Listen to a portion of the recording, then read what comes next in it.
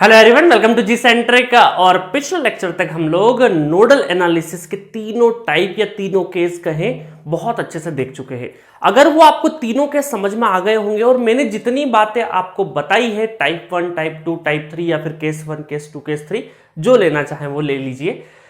वो तीनों आपके क्या है, मॉडल है। उन्हीं मॉडल के ऊपर सारे के सारे क्वेश्चन डिजाइन होंगे। उसकी हर एक बात आपको ध्यान से सुननी चाहिए और आपने सुनी भी होगी। ठीक है, तो तीनों टाइप बहुत अच्छे से आप प्रैक्टिस करिएगा और वही आपको आगे क्वेश्चन सॉल्व करने में हेल्प करेगा। ठीक है, चलिए तो अब हम लोग क्वेश्चन स्टार्ट करेंगे और देखेंगे कि जो हमने थ्योरी पढ़ी है, जो तीन टाइप पढ़े हमने नोडल एनालिसिस में, उसको किस तरीके से क्वेश्चंस पे अप्लाई करेंगे और किस तरीके से गेट एग्जामिनेशन में यहां से क्वेश्चन पूछे जाते हैं। और मैं आपको बताऊं कि अगर आपने नोडल मेथड सीख ली तो इसका मतलब है कि 95 बोलूं या 98% क्वेश्चंस आपको नोडल से ही सॉल्व हो जाएंगे। आपको किसी दूसरे मेथड की जरूरत ही नहीं पड़ेगी।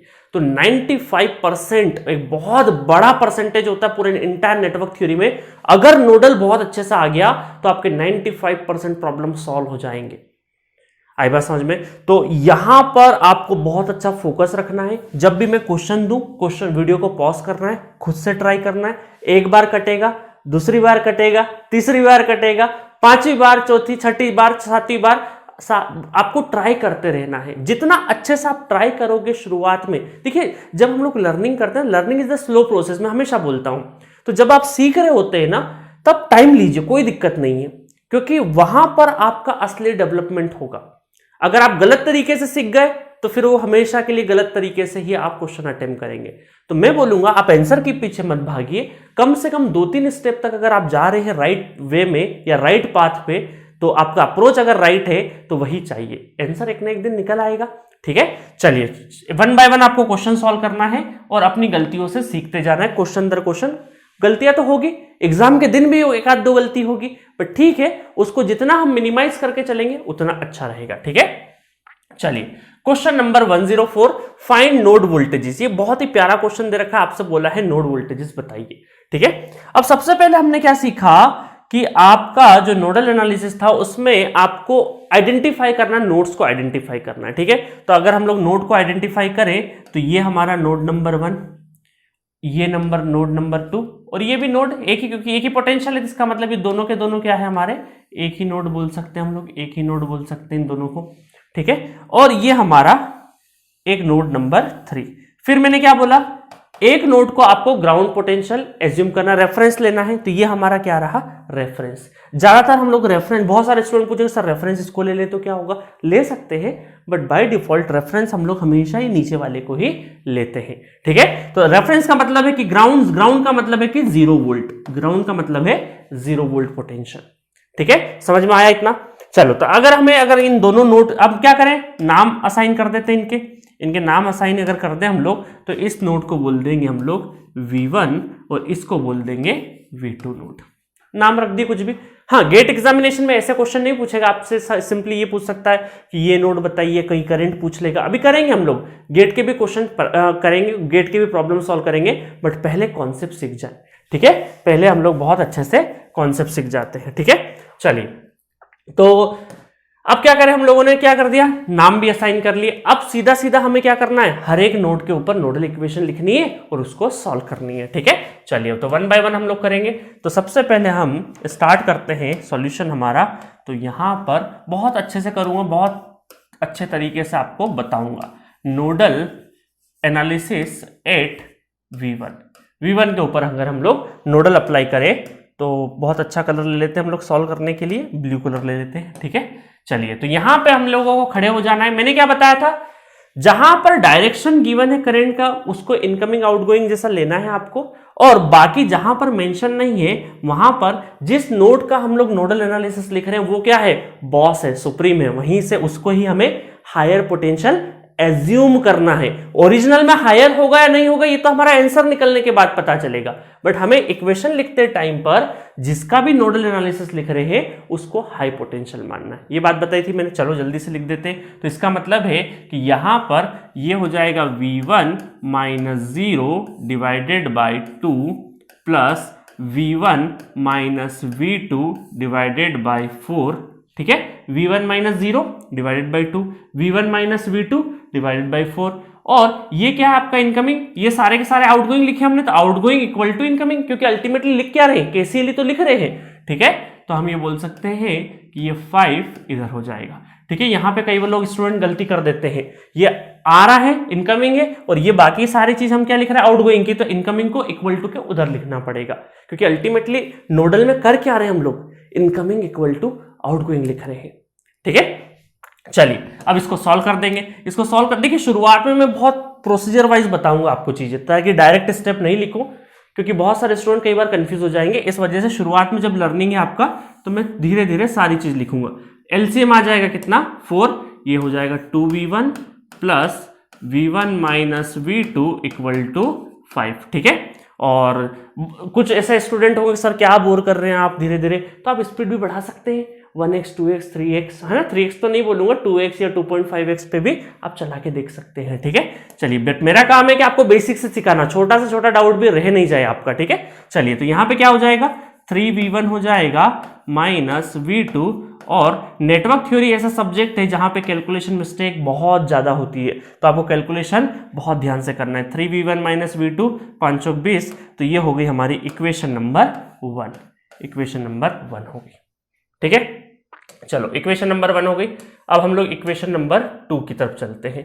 तो अब हम लोग क्या करेंगे, वापस से नोडल है ना, सेकंड वो लिखते हैं हमारा कि nodal analysis, nodal eight V2 है ना, नोडल एट V2। चलिए अब इनकमिंग आउटगोइंग सबसे जहां पर मेंशन नहीं है वो सबसे पहले लिख देते हैं हम लोग। तो यहां पर हम ये बोलेंगे कि हमारे पास क्या है, V2 minus V1 divided by 4 plus, ठीक है, 4 प्लस उसके बाद क्या है V2 माइनस 0 डिवाइडेड बाय 6, ठीक है। चलिए अब क्या करें, ये दोनों हो गया। उसके बाद यहां पे आउटगोइंग है, तो अभी हम लोग आउटगोइंग ही लिख रहे हैं सारा का सारा, तो 5 आउटगोइंग है और इक्वल टू इनकमिंग कितना है, इनकमिंग है 10, इनकमिंग कितना है 10 है। चलिए अब इसको 5 को उस साइड में ले जाते हैं, बाकी का एलसीएम ले लेते हैं। तो यहाँ पे एलसीएम आ जाएगा आपका, है ना। देखिए कई सारे स्टूडेंट एलसीएम लेने में भी गड़बड़ करते हैं, मैं आपको बता देता हूं, अलग अलग तरीके से आपने सीखा होगा। 2 तिया 6, 2 दूना 4, 2 एकम 2, 3 एकम 3, 3 दूना 6, 6 दूना 12, ठीक है। तो 12 क्या आ जाएगा एलसीएम, क्योंकि बहुत सारे स्टूडेंट क्या करते हैं डायरेक्टली एलसीएम, क्योंकि बेसिक्स हमें नहीं पता होता, तो कई बार हम डायरेक्टली 6 into 4 कर देते हैं, 6 चौक 24, तो 24 एलसीएम कर देते हैं, तो ये चूक हो जाती है कई बार। तो थोड़ा सा 2 मिनट लगेगा, कम से कम गलत होने के चांसेस हमारे नहीं रहेंगे क्वेश्चंस, ठीक है। तो बाकी एलसीएम आपको पता हो, क्योंकि मैंने देखा है मेरी ओल्ड सीरीज बनाने के बाद कि बहुत सारे ऐसे स्टूडेंट हैं जो एलसीएम निकालने में कई बार दिक्कतें आई है उनको, इसलिए मैंने यहाँ पे आपको बता दिया है ना, डायरेक्टली मल्टीप्लाई नहीं करना, थोड़ा करके देख लेना। तो अब यहां पर इसको जब हम लोग सॉल्व कर देंगे तो कितना हो जाएगा, ये 4 3 12, तो 3v2 माइनस 3v1 प्लस 6 दूना 12, 2v2 इक्वल टू 5 उधर चले जाएगा तो 5, 10 में से 5 गया तो 5, ठीक है। तो अब यहाँ पे क्या हो रहा है, ये हो जाएगा 3 और 2 5, और माइनस 3v1 इस साइड में ले लेते हैं, 5v2 और 12 पंजे 60, तो ये हो जाएगी हमारी इक्वेशन नंबर 2। तो ठीक है, इक्वेशन 1 और 2 हमारी आ गई है। अब हमें क्या करना है, इक्वेशन 1 और 2 को सॉल्व करना है, ठीक है। इक्वेशन 1 और 2 को हमें लेके क्या करना है, सॉल्व करना है, ठीक है। चलिए अब स्टार्ट करते हैं हम लोग। तो 3v1, ठीक है, 3v1 minus v2 equal to 20, equation number 1। Equation number 2 को वापस लिख देते, माइनस 3v1, ठीक है, प्लस 5v2 इक्वल टू कितना हो गया, 60 हो गया। इन दोनों को हमें सॉल्व करना है। तो हमें पता चल रहा है यहाँ पे कि एक प्लस का एक माइनस का, तो ये आपस में कैंसल आउट हो जा रहे हैं, ये हमारे क्या हो रहे हैं, आपस में कैंसल हो रहे हैं। तो 3v1 से माइनस 3v1, मतलब दोनों का हम लोग एडिशन कर रहे हैं असल में, तो एडिशन करेंगे तो दोनों कैंसल आउट हो गए। अब इन दोनों का एडिशन करेंगे, है ना, 2 इक्वेशन 2 वेरिएबल सॉल्व करते तो आपको आता होगा, कई बार हम लोग ऐड करते हैं, कई बार डिफरेंस करते हैं, डिपेंडिंग ऑन दी कि हमारे कोई वेरिएबल अगर कट रहे हैं तो फिर डिफरेंस नहीं करेंगे, कट रहे हैं अगर हमारे डायरेक्टली कट रहे हैं तो हम लोग एडिशन कर देंगे, ठीक है। तो 5 में से 1 चले गया तो कितना हो गया, 4v2, क्योंकि साइन बड़ा काय का था, 5 बड़ा था प्लस का, तो इस वजह से प्लस का रहेगा। देन 60 और ये कितना हो जाएगा, 80 हो जाएगा, तो v2 हो जाएगा 4 दूना 8, 20 वोल्ट। तो v2 कितना हो गया, 20 volt is the answer. 20 volt is the answer. ठीक है, अब एक आ गया तो दूसरे इसको यहां पे पुट कर देंगे तो हमारा दूसरा आंसर भी आ जाएगा। तो 3v1 माइनस 20 इक्वल टू 20 और ये उधर जाएगा 40, तो v1 कितना हो जाएगा 40/3 40/3 वोल्ट, है ना। यूनिट लिखना मत भूलना, कन्वेंशनल में क्या होता है ना, यूनिट्स के भी नंबर कट जाते हैं। गेट में तो खैर ये यूनिट्स वगैरह में बहुत ज़्यादा दिक्कत नहीं आएगी क्योंकि आपको वहाँ पे आंसर लिखना रहता है, बट कन्वेंशनल पेपर्स वगैरह में तो आदत अभी से डाल लो, क्योंकि आगे चल के इंजीनियरिंग सर्विसेज लिखोगे या कोई भी कन्वेंशनल पेपर लिखोगे तो आदत रातों रात नहीं बदलती है। एक बार बना ली तो बना ली, तो यूनिट्स लिखना मत भूलना। दो चीजें मैं आपको यहां से बोलूंगा अपनी तरफ से, ये मेरा पर्सनल एक्सपीरियंस है कि क्वेश्चन बहुत ही सिस्टमेटिक सॉल्व किया करो, क्योंकि बहुत सारे स्टूडेंट क्या करते हैं, क्वेश्चन सॉल्व करते टाइम पे कॉपी के पीछे वाले में ट्राई करेंगे, कभी हेडर फुटेज जो ऊपर है ना, कॉपी के ऊपर हेडर फुटेज होता है वहां ट्राई करते रहेंगे, कोने में ट्राई कर लेंगे। ऐसा नहीं, ट्राई बहुत शिद्दत से, क्योंकि अगर आप अगर इसको हेडर फुटेज या कॉपी के पीछे सॉल्व कर रहे हो, इसका मतलब है कि आप क्वेश्चन को इंपॉर्टेंस ही नहीं दे रहे हो। भाई सबसे पहले तो क्वेश्चन की इज्जत आप करोगे ना, तभी तो क्वेश्चन आपकी इज्जत करेगा। तो इसीलिए क्वेश्चन को इंपॉर्टेंस देना जरूरी है। इस वजह से कितनी भाई इतनी फीस भर रहे हो या इतना इधर उधर खर्चा करे हो अभी तक, IIT JEE करते टाइम पे माँ बाप का पैसा इतना फूका है, थोड़े 2-4 कॉपियां और लग जाएगी, बट थोड़ा सिस्टमेटिक सॉल्व करो ना। आपको भारी भरकम थोड़ी खर्चा करवा रहा हूं, एक कॉपी बहुत अच्छे से मेंटेन करो आप, और ये स्टेप्स बहुत सिस्टमेटिक लिखिएगा। ठीक है, बहुत सिस्टमेटिक आपको लिखना है, क्योंकि जितना सिस्टमेटिक होगा उतना अच्छा रिवीजन करने में आपको अच्छा लगेगा, क्योंकि ये आपकी धरोहर है ना, धरोहर है, आपकी पूंजी बनने वाली है सारी चीजें। चलिए, तो अब ये क्वेश्चन तो हमारा सॉल्व हो गया, 2 इक्वेशन 2 वेरिएबल का था, दोनों पे हमने नोडल लिखा, नोड असाइन किया, सब कुछ हो गया। मैं आपको एक छोटी सी चीज और सिखाऊंगा, यहां से मैं सिखाऊंगा क्रेमर्स रूल। अब आप बोलोगे सर 2 इक्वेशन में क्रेमर्स रूल का क्या काम है, बट अभी आप सीखो, देखो शुरुआत छोटे से करूंगा ना, तब तो बड़ी चीज सॉल्व करने में मजा आएगा। तो मैं यहाँ 2 इक्वेशन पे क्रेमर्स रूल अप्लाई करता हूं और उसको थोड़ा सिखाता हूं किस तरीके से क्रेमर्स रूल वर्क करता है। उसके बाद हम लोग 3 वेरिएबल वाला क्वेश्चन सॉल्व करेंगे, तो वहां पर क्रेमर्स रूल कैसे काम करेगा ये भी बताऊंगा। ठीक है, तो अभी सीखने के लिए हम लोग यहाँ पे छोटे क्वेश्चन से स्टार्ट करते हैं और मैं अब सिखाता हूं आपको क्रेमर्स रूल, कि 2 इक्वेशन सॉल्व करने के लिए क्रेमर्स रूल कैसे हमारा लिए हेल्पफुल रहेगा। ठीक है, चलिए, तो इसको बोलते हैं क्रेमर्स रूल, ठीक है, क्रेमर्स रूल सीख रहे हैं हम।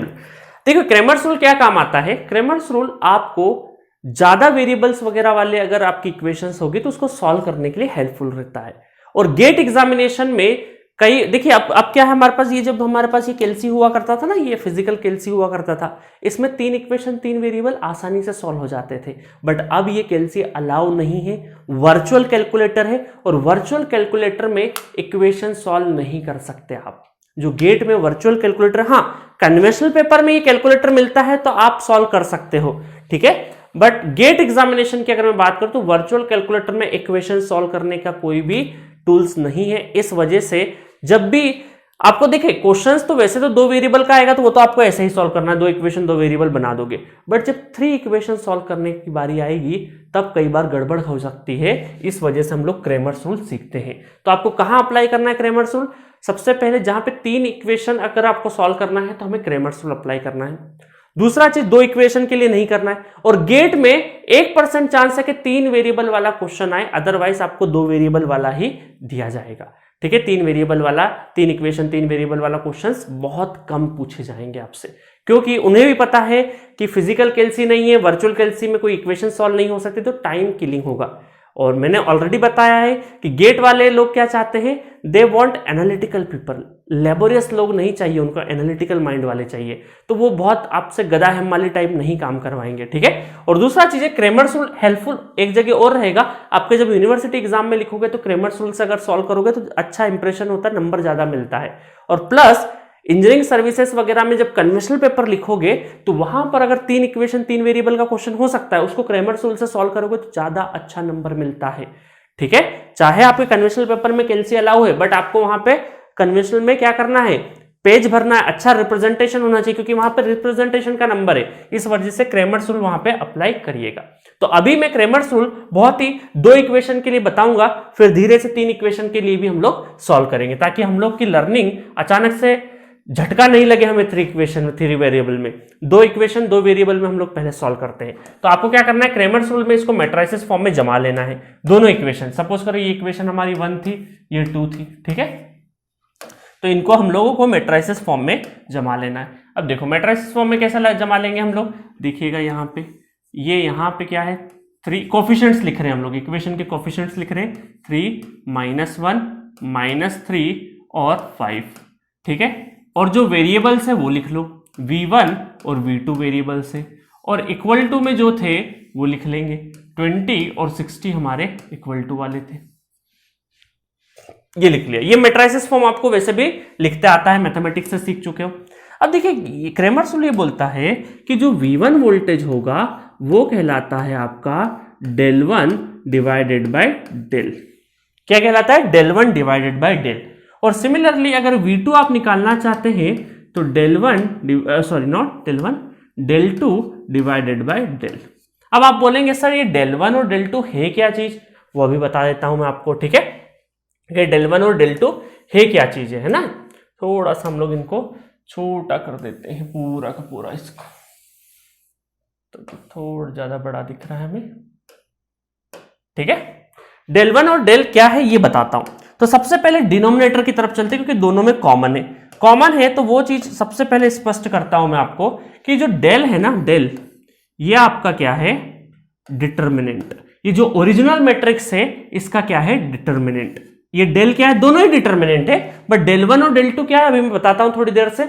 आप ये डिनोमिनेटर को देखो, ये क्या है आपका, del का मतलब है डिटर्मिनेंट। तो ये ओरिजिनल मैट्रिसेस का क्या निकालना है, हमें डिटर्मिनेंट निकालना है। तो 2 क्रॉस 2 का मैट्रिक्स अगर है तो इसका डिटर्मिनेंट निकालना तो आसान है, 3 इंटू है ना, 3 इंटू 5 माइनस है ना, ये इन दोनों का मल्टीप्लीकेशन, देन माइनस साइन के साथ फिर -1 इंटू -3। तो ये कितना हो जाएगा, ये हो जाएगा आपका 15 माइनस माइनस माइनस माइनस क्या हो जाएंगे प्लस, तो 3 तो कितना हो गया 12। तो ये हो गया आपका डिटर्मिनेंट, ओरिजिनल मैट्रिक्स का डिटर्मिनेंट। अब देखिए यहां पर क्या हुआ कि del1 क्या है, del1 में आपको ये करना है, del1 में ये करना है कि अगर 1 है, del1 निकालना है तो आपको ये जो पहला कॉलम है इसको रिप्लेस कर देना। ये जो पहला कॉलम है इसको हटा दो, और ये जो इक्वल टू लगा है इसकी जगह, पहले कॉलम की जगह जो इक्वल टू वाली वैल्यूज है वो आ जाएगी, ठीक है। तो पहले कॉलम की जगह 20 और 60 आ गई, और बाकी सेकंड वाला जो कॉलम है वो एज इट इज रख दो, ठीक है। आया बात समझ में। अब फिर डिटर्मिनेंट कर दो, डिटर्मिनेंट कर देंगे तो कितना हो जाएगा, 20 इंटू 5 माइनस 60 इंटू -1। तो ये हो जाएगा 20 से 5 100 और माइनस माइनस प्लस 60, तो ये हो गया 160, ठीक है। और अगर मैं यहां से देखूं तो v1 अगर मुझे निकालना है तो del1 डिवाइडेड बाय del, इसका मतलब है कि 160 डिवाइडेड बाय 12, ठीक है। तो इसका मतलब कितना हो गया, ये हो गया 4 3 12, 4 चौक 16, तो 40 divided by 3, 40 divided by 3 v1। देखो आया, 40 डिवाइडेड बाय 3 है v1, तो यहां पर भी v1 की वैल्यू आ गई 40 डिवाइडेड बाय 3 वोल्ट। मजा आया। चलिए अगर मैं सेकेंड रॉ की बात करूं, del2 की बात करते हैं ना, किसकी बात करें हम लोग, del2 की अगर मैं बात करूं, थोड़ा उस साइड में ले जाता हूं, ठीक है। अब del2 के टाइम पे ये जो सेकंड कॉलम है, 2 का मतलब क्या है, सेकंड कॉलम है, इसको हटा दो और उसकी जगह जो इक्वल टू है वो ला दो। तो इसका मतलब है पहला कॉलम एज इट इज 3 -3 और 20 और 60, सेकंड कॉलम की जगह हम लोगों ने रिप्लेस कर दिया। अब देखिएगा बहुत आसानी से कर देंगे, तो ये कितना हो जाएगा, 3 इंटू 60 माइनस 20 इंटू -3। मैं पूरा लिख रहा हूं क्योंकि प्लस माइनस में आप गड़बड़ नहीं करें शुरुआत में, ठीक है। चलिए तो यहां पर कितना हो जाएगा, del2 इक्वल टू ये हो जाएगा 6 18 180 और माइनस माइनस प्लस 40 20 60 और ये हो गया 240, ठीक है, 240 हो गया।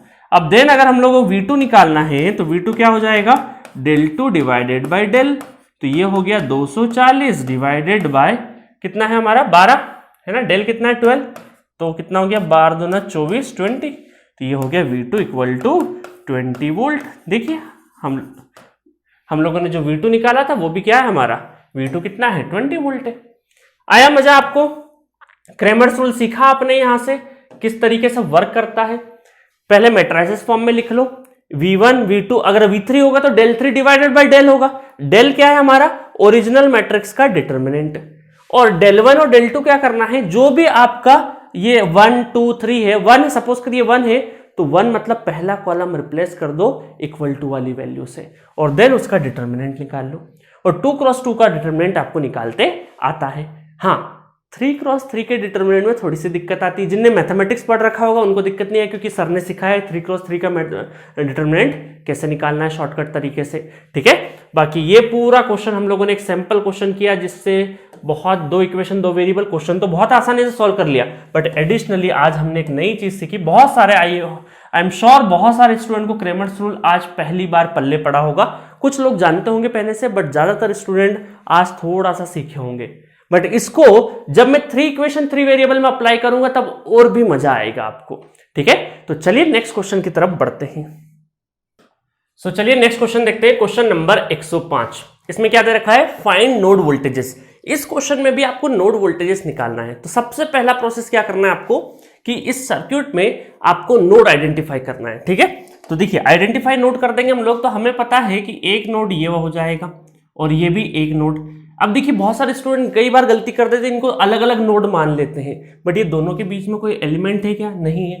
तो ये दोनों क्या है, एक ही पोटेंशियल है। एक ही पोटेंशियल है मतलब ये दोनों का दोनों नोड एक ही है, ठीक है, एक ही नोड है। दूसरा नोड यहां पे और यहां पे, ये भी एक पोटेंशियल पे, दूसरा नोड ये है, और तीसरा नोड कौन सा है, ये। अब इन 3 नोड में से एक को रेफरेंस मानना है। मैंने बता रखा था ऑलरेडी कि आपको हमेशा नीचे वाले को रेफरेंस मानना है, that is 0 volt. Reference node का मतलब है 0 वोल्ट, ठीक है, क्योंकि पूरे सर्किट में एक ग्राउंड पोटेंशियल चाहिएगा ही चाहिएगा, क्योंकि रिटर्न पाथ कैसे होगा, जितना करंट जाएगा उतना वापस आने के लिए आपको कहीं ना कहीं एक ग्राउंड टर्मिनल की रिक्वायरमेंट होती है, ठीक है। चलिए अब हम लोगों ने क्या किया, नोड आइडेंटिफाई कर लिए। अब हमें इनका नाम दे देना है। नाम कैसे दे देंगे हम लोग, यहां पर लेट अस सपोज इसको हमने बोल दिया V1 वोल्टेज और इसको बोल दिया V2 वोल्टेज। गेट एग्जामिनेशन में हो सकता है आपको कोई करंट पूछे या कोई इन दोनों में से एक नोड का वोल्टेज पूछे, कुछ भी हो सकता है, बट अभी हम लोग क्या कर रहे हैं, कॉन्सेप्ट को सीख रहे हैं, इस वजह से एक एक करके हम लोग दोनों नोड को आइडेंटिफाई करेंगे, ठीक है। चलिए स्टार्ट करते हैं। तो ये 2-3 चीजें हो गई हमारे लिए। अब हमें क्या करना है, डायरेक्टली सॉल्यूशन अप्लाई करना है। तो सबसे पहले हमें क्या करना है, नोडल लिखना है। Nodal analysis, nodal eight V1 के ऊपर नोडल लगाना है। नोडल का मतलब असल में क्या है, इन शॉर्ट KCL देखना है, इनकमिंग और आउटगोइंग। और मैंने आपको बता रखा है जिस नोड का लिख रहे हैं वो हायर पोटेंशियल मान के चलेगा, एज्यूम करके चलेगा। ओरिजिनल में होगा नहीं होगा डिफरेंट चीजें, बट उसको उस टाइम पे एज्यूम करना है। चलिए अब यहां पर अगर हम देखें तो यहां पर V1 - 0 divided by V1 - 0 divided by 2 plus V1 - V2 V1 - V2 divided by 6, ठीक है। और क्या है, कौन सी ब्रांच कनेक्टेड है, और ये 1 एम्पेयर का इनकमिंग है, तो ये आउटगोइंग था, ये इनकमिंग है। देखिए गलती नहीं हो इस वजह से आप ये भी देख लीजिएगा कि इस नोड से कितनी कनेक्टेड ब्रांच है, 1 2 3, तो 1 2 और 3 ये काउंट जरूर कर लीजिएगा, जिससे कि मिस्टेक होने के चांसेस कम रहेंगे। क्योंकि कई बार क्या होता है, नोडल लिखते टाइम पे एक आध ब्रांच हमसे छूट जाती है, हम यह लिखना भूल जाते हैं। तो जब भी आप नोडल एक्सप्रेशन लिखें उसके बाद एक बार वेरीफाई जरूर कर लीजिएगा कि यहां पे कितनी ब्रांचेस हैं। जितनी ब्रांचेस होगी उतनी ही यहां पे टर्म्स आपको इक्वेशन के फॉर्म में दिखनी चाहिए। चलिए अब आगे चलते हैं। तो अगर हम लोग एलसीएम ले लेंगे तो एलसीएम कितना हो जाएगा, 6 एलसीएम हो जाएगा, ठीक है। तो ये हो जाएगा 2 3 6, इसका मतलब 3V1 plus V1 - V2 equal to 1, 6 उधर चले आएगा, ये कितना हो गया 4V1 - V2 equal to 6। That is our equation number 1। Equation number 1 हो गया। दूसरा है, वापस नोडल लिख देते हैं हम लोग उस पर, नोडल 8 है ना, यहां पे लिख लेते हैं थोड़ा कलर चेंज करके, नोडल नोडल एट V2 पे हम लोग नोडल लिख रहे हैं। चलिए, तो अब क्या हो जाएगा यहां पे V2 minus 0 divided by 7 plus. अब देखिए बहुत सारे स्टूडेंट कंफ्यूज हो जाते हैं कि सर आपने ये नोडल लिखते टाइम पे इसको हायर पोटेंशियल माना था V1 माइनस V2, जब ये लिख रहे हैं तो इसको क्या हायर पोटेंशियल मानना है? बिल्कुल मानना है। पिछले वाले डिस्कशन को दिमाग से निकाल देना, जिसका हम लोगों ने नोडल लिख चुके हैं उसको हटा दो, अब वापस जिसका भी नोडल लिख रहे हैं हम लोग करेंटली जिसका नोडल एनालिसिस लिख रहे हैं उस पे ही आपको फोकस करना है और उसको ही हायर पोटेंशियल मानना है। चाहे हमने V1 माइनस V2 के टाइम पे इसको हम लोग हायर पोटेंशियल माना, बट जब इसका इस नोड का लिख रहे हैं तब हम इसको एज्यूम करेंगे हायर पोटेंशियल, ठीक है। बट रियलिटी में क्या होगा? रियलिटी में तो इन दोनों में से एक ही हायर पोटेंशियल हो सकता है ना, एक वैल्यू ज्यादा होगी एक कम होगी, सीधी सी बात है। तो रियलिटी में देखेंगे तो V1 और V2 में से कोई ना कोई बराबर, या तो बराबर हो सकता है, क्या क्या पॉसिबिलिटी हो सकती है, या तो बराबर हो सकता है या इन दोनों में से एक छोटा होगा दूसरा बड़ा होगा, मतलब दोनों के टाइम पे जो हमारा अजम्पशन है एक अजम्पशन रॉन्ग होगा। बट नोडल लिखने का तरीका ये है कि जब भी आप नोडल लिख रहे हैं तब उसको आप हायर पोटेंशियल एज्यूम करना है, ठीक है। चलिए, तो बहुत सारे स्टूडेंट तो कंफ्यूज होते हैं कि सर इस टाइम पे ये लिखा था इसके टाइम पे ये क्यों लिख रहे हैं। बिल्कुल लिखना है, क्योंकि हमारा जो थ्योरी है हम लोगों ने जो बनाया है स्ट्रक्चर, उसके हिसाब से जिसका लिख रहे हैं उस टाइम पर उस नोड को हमें हायर पोटेंशियल मानना है, ठीक है। ये हो गया 1 2 और आउटगोइंग इसका मतलब इधर ही आएगा इक्वल टू 0। तो 1 2 3 1 2 3। चलिए, अब यहां पे एलसीएम कितना हो जाएगा? एलसीएम हो जाएगा 42 एलसीएम हो जाएगा, ठीक है। तो ये हो जाएगा 6V2 और 7 6 7 42 7V1 और 4 उधर गया तो ये हो जाएगा -4, ठीक है। -4 को साइड में लेके चलो अब जल्दी से कर लेते हैं। तो यहाँ पे इक्वेशन को रीअरेंज कर लेंगे तो -7V1, ठीक है, और ये कितना हो जाएगा 13V2 और ये हो जाएगा 4 दूना 8, ठीक है, और 4 चौक 16 -168 और ये हो गई हमारी इक्वेशन नंबर 2। इक्वेशन नंबर 2 हो गई। अब इन दोनों इक्वेशन को हमें क्या करना है? सॉल्व करना है। दोनों इक्वेशन को अगर हम लोग सॉल्व कर लेंगे तो हमारे आंसर तक हम लोग पहुंच जाएंगे। चलिए, अब दोनों इक्वेशन को मैं लिख लेता हूं इस साइड में। जब सॉल्व करेंगे दोनों इक्वेशन तो यहां पे लिख लेते हैं सॉल्व इक्वेशन 1 एंड 2, ठीक है, 1 एंड 2। थोड़ा सा डिफरेंट कलर भी ले लेते हैं इक्वेशन सॉल्व करने के लिए। चलो वापस से मैं इक्वेशन लिख देता हूं 4V1 minus V2 equal to 6 और ये कितना हो जाएगा -7V1, ठीक है, प्लस 13V2 इक्वल टू -168। अब देखिए इन दोनों इक्वेशन को सॉल्व करना है तो हमने बहुत जो छोटी क्लास थी हमारी, जब वहां पे हम लोगों ने दो इक्वेशन दो वेरिएबल सॉल्व करते सीखा था तो हमने देखा था कि कहीं ना कहीं सेम, जैसे 13V2 है तो इसको भी अगर हम लोग 13V2 किसी तरीके से बना दे तो हमारी इक्वेशन सॉल्व करना आसान हो जाता है, ठीक है। आप जरूरी नहीं कि इसी को बनाएं, इसको भी बना सकते हैं, बट मुझे इजी क्या लग रहा है, इसको मैं अगर 13, इसके सामने अगर 13 हो जाएगा तो माइनस और ये प्लस का तो दोनों कैंसिल हो जाएंगे और ये 13 होने के लिए मैं इंटायर इक्वेशन में, इस पूरी इंटायर इक्वेशन में मल्टीप्लाई बाय 13 कर देता हूं। इस पूरी इंटायर इक्वेशन में मल्टीप्लाई बाय 13 कर दूं तो ये मैं रीअरेंज करके वापस से कुछ ऐसा लिख सकता हूं, है ना, नीचे की साइड में लिख रहा हूं रीअरेंज करके 4 तेरचौक 52 तो 52V1, ठीक है, और ये हो जाएगा -13V2 और ये हो जाएगा 13 26 13 13 53 65 73 78, ठीक है।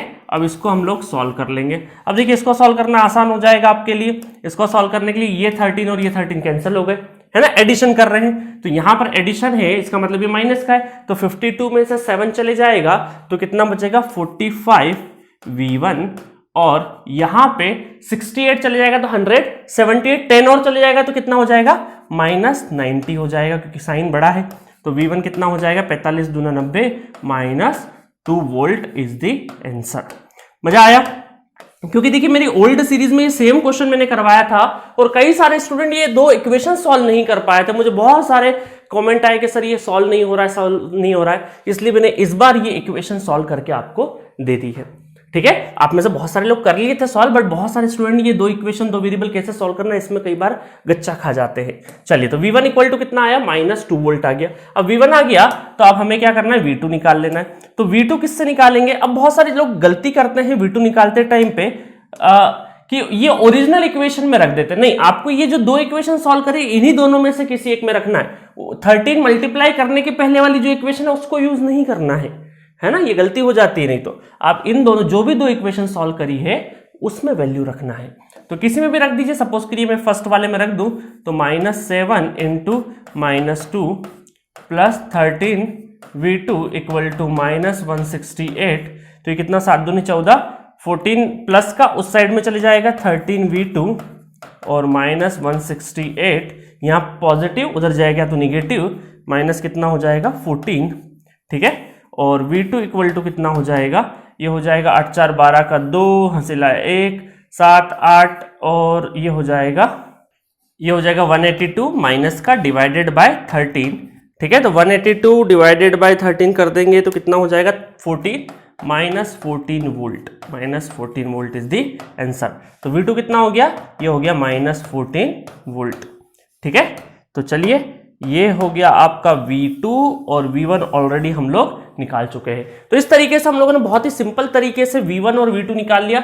जस्ट नोडल की प्रैक्टिस हो रही है आपकी, ठीक है। ये क्वेश्चन बहुत ज्यादा टफ नहीं है, अभी हम लोग लेवल बढ़ाएंगे हमारे क्वेश्चन करने का, ठीक है। ये बहुत ही आसान है। मैं थोड़ा सा इसको इस साइड भी लिख सकता था, बट ठीक है चलेगा, आपको नजर आ रहा होगा, मैं एक ही उस पर कर देता हूं तो, ठीक है। तो बहुत ही सिंपल क्वेश्चन था, बहुत ही फंडामेंटल। तो इस लेक्चर में हमने क्या सीखा कि किस तरीके से नोडल के क्वेश्चन को अटेम्प्ट करना है, हमें किस तरीके से प्रोसेस चलाना है। इसी प्रोसेस में हम लोग बहुत सारे क्वेश्चंस करेंगे, 8-10 क्वेश्चन नोडल के ऊपर कराऊंगा ताकि आपकी प्रैक्टिस बहुत अच्छी हो सके। और सिर्फ नोडल के टाइम पे नहीं प्रैक्टिस हो रही है, आगे चल के नेटवर्क के जितने भी क्वेश्चंस करेंगे हम लोग, चाहे थ्योरम में करें चाहे हमारे ट्रांजिएंट में करें, हर जगह पे नोडल यूज होगा ही होगा, ठीक है। तो आपकी प्रैक्टिस हर जगह पे होगी। तो इस लेक्चर में यहीं तक करवा रहा हूं मैं। अगले लेक्चर में हम लोग और भी अच्छे क्वेश्चंस देखेंगे, और खासकर क्रेमर्स रूल 3 इक्वेशन वाला उसको सबसे पहले देखेंगे नेक्स्ट लेक्चर में, ठीक है। Okay, thank you.